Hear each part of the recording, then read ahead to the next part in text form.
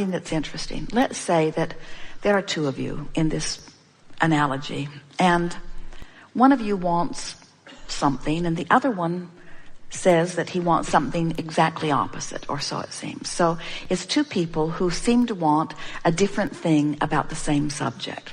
Let's say that through life, one has come to this decision, and through life, another one has come to a different decision. And so let's just for fun pretend that these two people have put two different things in their vibrational reality. But they want to be together, but they want different things. Well, the nice thing about this vibrational reality in this vortex of creation is that law of attraction can take the cooperative components and give everyone what they want.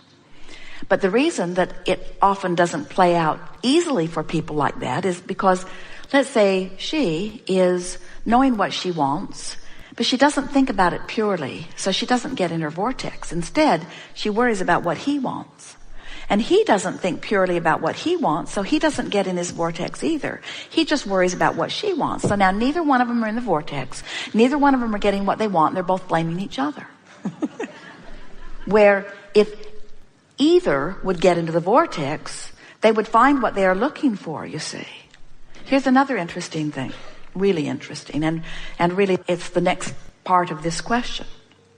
So as you're moving through the contrast of your life experience, and you are creating this vortex, this vibrational reality, and someone else is moving through life and they're creating their vortex of reality. If you are working to be in alignment with who you are, you're feeling the satisfaction that you're looking for. In other words, so many people are looking for love in all the wrong places. It's so interesting to watch people in relationships holding each other hostage because they're not finding happiness with each other, when it's not the other one's job to stand on their head to make you happy. It's your job to align with your own vortex. That's the only place you will ever find happiness, you see. So the greatest gift that you could give to someone that you care about, it's really a gift you're giving to yourself mostly, is to say to them, I'm not holding you responsible for my happiness. I'm going to find alignment with who I am. And in the majority of cases, when you find alignment with who you are, those that you live with come right into the vortex and find it too, you see. Well, here's the thing. You have to leave the peanut gallery out of it because they are those uncontrollable components. You see, this is what is going screwy with so many people's experience. They say, when I look at this, I feel happy. But when I look at this, I don't. So I have to find a way of controlling this so that I can be happy. So then they're overwhelmed with all of the things they have to control. And the people they live with are feeling unhappy about the control or loss of freedom that someone is exercising.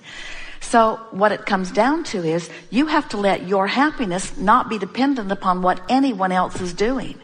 When you're in the vortex, they're all so much easier to take than when you're not in the vortex. In other words, from inside the vortex, you appreciate them and you find humor, and you also get more stuff to put in more vortexes. If we were standing in your physical shoes, our marriage vows or our relationship vows would go like this. I promise you that I'm going to do everything in my power to keep myself happy.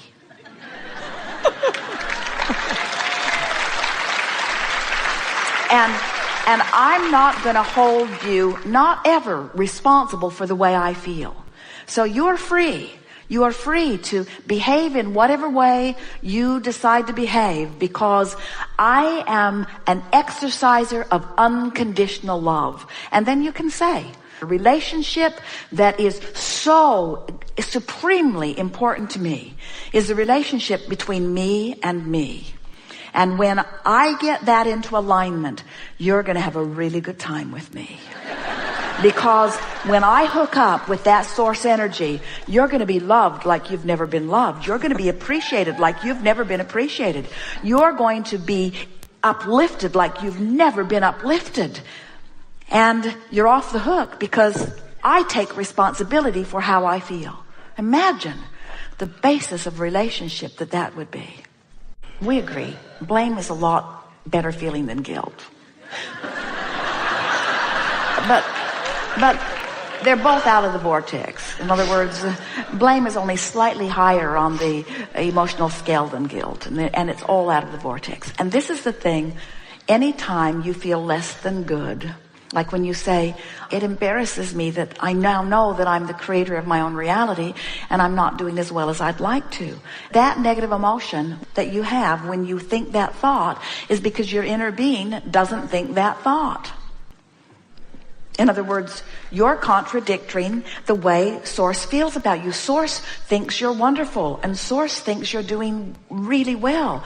And Source is so pleased that you're fulfilling your reason. Source loves it that you have allowed a problem to come into focus, because in doing so, you're allowing solutions to come into focus. Source adores you and knows your value and your willingness and your worthiness. And when you get crossways of that, you're not going to feel good. But it's so silly for you to get crossways of the way Source feels about you. You couldn't do anything bad enough or live anything lousy enough or do a bad enough job that Source would say, there is the first lost cause we've ever seen. There just isn't any of that. And the important thing for you to know is, if life had not caused you to become more, you couldn't feel that negative emotion anyway. So why you choose to lament the distance you haven't traveled instead of the distance that you have traveled? Did you get that? Oh, you couldn't feel bad if you hadn't expanded. So why not celebrate the expansion that you haven't quite caught up with instead of the fact that you haven't quite caught up with it? So what have you put in your escrow? Ease and flow, delightful mother, uplifting being that I am, advantage to everyone that I interact with, good for people who interact with me, feeling good, in my skin, being who I am, in love with life. In other words, think how much of that you've put there, and it's all there. We're not kidding you. It's there. We found you. We see you. We know who you are. So here is all of this magnificent becoming that has already taken place. So you wake up grumpy, and all that grumpy means is you got this habit of thought that's not a match to who you really are, so you're separated from who you are. We'd be grumpy too. If we were holding ourselves in thoughts that were depriving us from all that we'd become, we would suffer that tug of war too. It's interesting. When children cry, you want to soothe them, but you don't allow yourself the same opportunity for soothing. Children cry, you get grumpy, but it's for the same reason. In other words, you're out of your vortex, you see. So you wake up and you feel grumpy. And it's because you've expanded way over here and you haven't figured out how to habitually hang around in that vibration. And so when you wake up, it's like, oh man, I'm not who I am again. No problem. You're not going to figure it out in that red hot minute. So just be grumpy. Esther says to Jerry when she gets grumpy, would you like me to just bring Abraham in? And Jerry will say, oh, please, please, please, do anything. Esther said one day, I think I will just go get Abraham and you can just live the rest of your life with Abraham. And Jerry said, I don't mean to hurt your feelings, but right now that's really an appealing thought. So you wake up and you're grumpy, and then make your way through your day as best you can. And it's probably not going to be easy because you woke up there, and while you can direct your thoughts some, you may not make much headway on that first day. But that night, as you put yourself in your bed and everyone else is asleep, lie there and say to yourself, I'm going to do my best to bask myself to sleep. Because if I can find something, and the less important it is and the closer to you it is. Esther just bought a new pillow, and she loves her new pillow. It is the best possible pillow. She adores this pillow. We cannot overstate how much she loves this pillow. Jerry will say, good night, honey, I love you. And Esther will say, good night, honey, I love my pillow. It has taken that position in her life. But it's because she's been basking over her pillow. Mm-hmm. It smells right, and it's just the right size, and it fits under her head just right, and it's just the right density. It's just the right firmness. It's just this delicious, delicious, delicious pillow. And she has no issues with this pillow. It hasn't betrayed her. It hasn't forsaken her. It hasn't mocked her. No.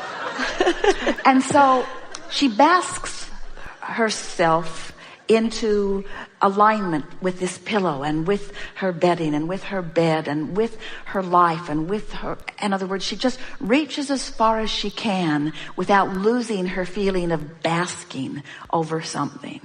And then off to sleep she goes. Now when she awakens, she wakes up in that basking place. Now, she lies in her bed just for a little while and lets the basking bloom into full-blown appreciation. But in the beginning, she has to be a little careful about it, because if she appreciates something that she doesn't really appreciate, her vibration will take a nosedive. So she just appreciates things that are really appreciatable. Really, she focuses on lovable things because her intention is to stay in that vibration, you see. Yes. And then from appreciation, she can go into a list of positive aspects or into a rampage of appreciation. Now, chances are, and it happened with Esther when we first were giving her this technique, that you might be only 10 or 15 minutes into your day. It's nice if you can get up before everybody else does, especially if you have a house full. The further you get into your day, the more likely you're going to find something to fuss and worry about. So the more you can set the tone of that vibration before you integrate with other things that might set you off, the better.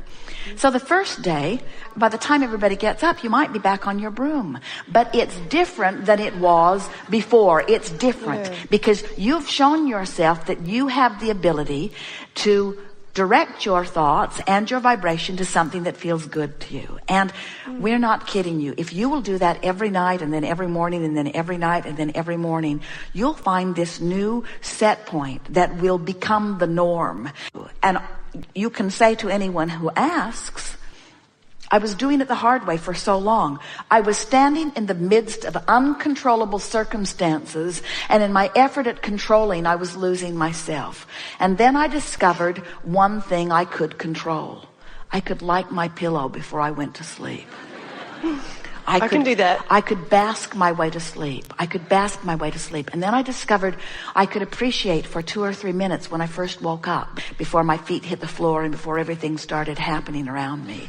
I discovered that I have the power to set my own tone.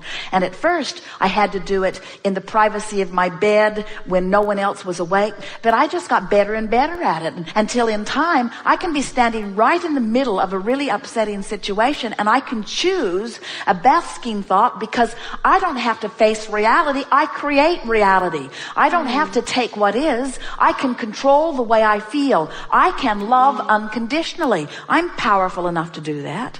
And you know, the reason that you were so upset when you first sat down is because the larger part of you knows that, and you just can't stand it when you don't do it, you see. Esther has so many people in her life that she loves so easily. This girl, who makes Esther's life easy in every possible way. There's nothing that Esther could ask that she wouldn't answer with a great big smile, and not just a great big smile, the capability to do it exactly as Esther wants it to be done every time, no exceptions, every time. She is so, so lovable. But it makes the unlovable ones harder to take. And we don't want Esther to be trained into needing the lovable ones.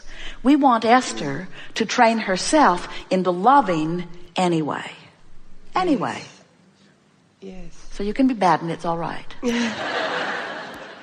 You see what we're getting at? I do. Because everybody's trying to control the uncontrollable. In other words, if my children would mind, I would feel better. And if I had more money, then I would feel better. And if this were different, then I would feel better. And we say, you would. You probably would. But it's backwards. You got to feel better, and then that will shift. You got to feel better, and then that will shift. You got to feel better, and then that will shift. We've been enjoying what we've been feeling in those of you who are here because you've come into resonance with your true knowing. As we are expressing here, there are more words offered in this period of time than you will find in almost any other forum. We are almost speed speaking, and yet you are up to speed with what we are offering because you are on the wavelength that is us.